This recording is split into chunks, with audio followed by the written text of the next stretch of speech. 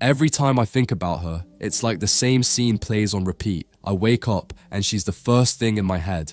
I grab my phone, hoping there's a message, even though I know there won't be. Then I start overthinking, replaying our conversations, scrolling through old photos, and analyzing every little detail like I'm solving some unsolvable puzzle. Sound familiar? Look, I know what you're going through. Letting go of someone who meant the world to you feels like trying to move a mountain with your bare hands. It's exhausting, heartbreaking, and sometimes it feels downright impossible, but you can do it, and you must do it. For yourself, you deserve peace, clarity, and a chance to move forward. I'm not here to throw vague advice your way. Today I'm giving you a step-by-step roadmap to help you not just let go, but rise above it all. By the end of this, you'll feel stronger, sharper, and ready to take on what's next in your life. Let's get started. Stage 1. Stop fighting reality.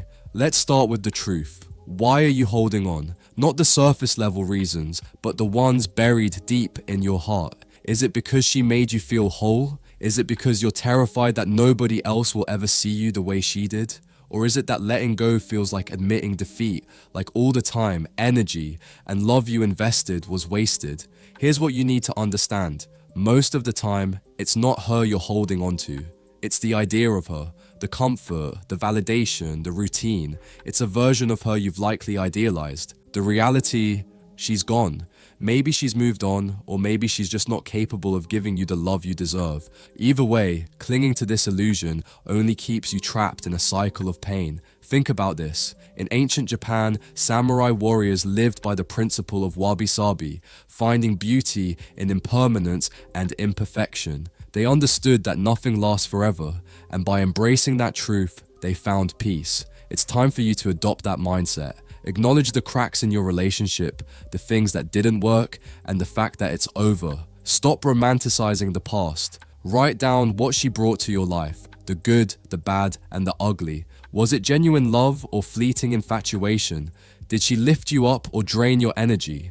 When you put it on paper, the truth becomes harder to ignore. Remember, you can't fix what you won't face, and you're not fixing her or the relationship anymore. You're fixing you. Stage 2. Cut the strings. Out of sight, out of mind. Now comes the hard part, creating distance. If you want to heal, you must stop feeding the connection. Think of it like pulling out a weed. You don't just trim the leaves and hope it dies. You pull it out by the roots. This means no more checking her socials, replaying old voice notes, or hanging on to things that remind you of her. Delete the photos, the texts, the playlist you both made.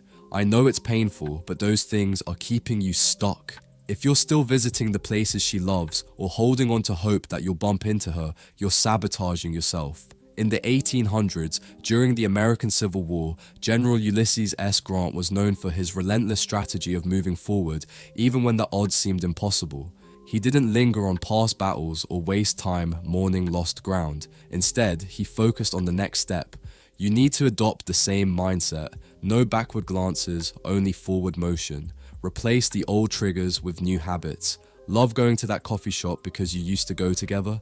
Find a new spot or start brewing your own coffee at home. Swap out the shows, books, and music that remind you of her for ones that have no emotional ties. This isn't about erasing her.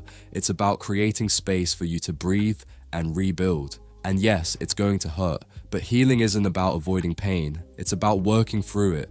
Be patient and kind to yourself as you create this distance. Each step forward, no matter how small, is progress. Stage 3.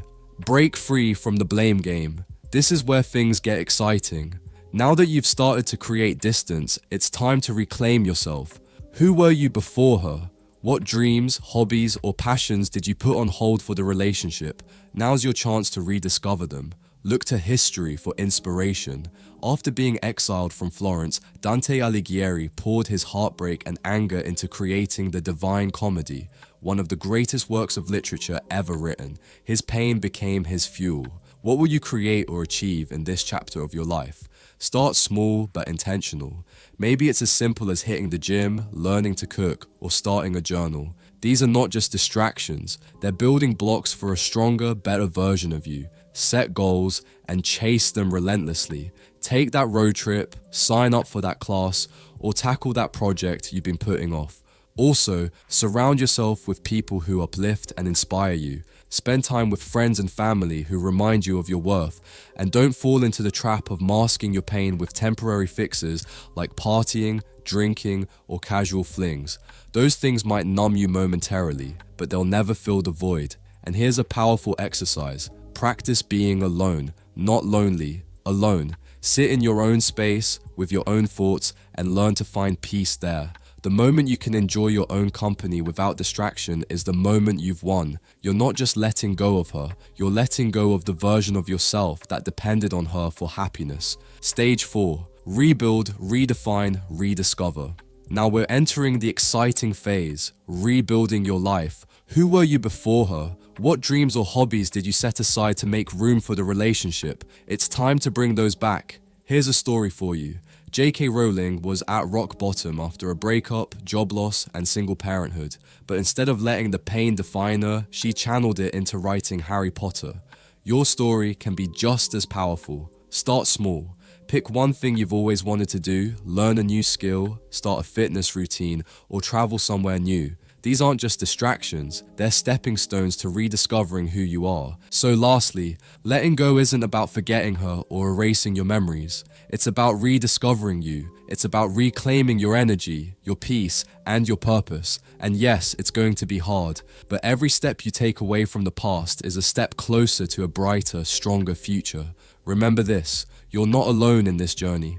Heartbreak has shaped some of the greatest minds and leaders in history. Use it to shape you. Be patient, be disciplined, and above all, be kind to yourself. You've got this. Now go out there and take back control of your life. It's time to let go.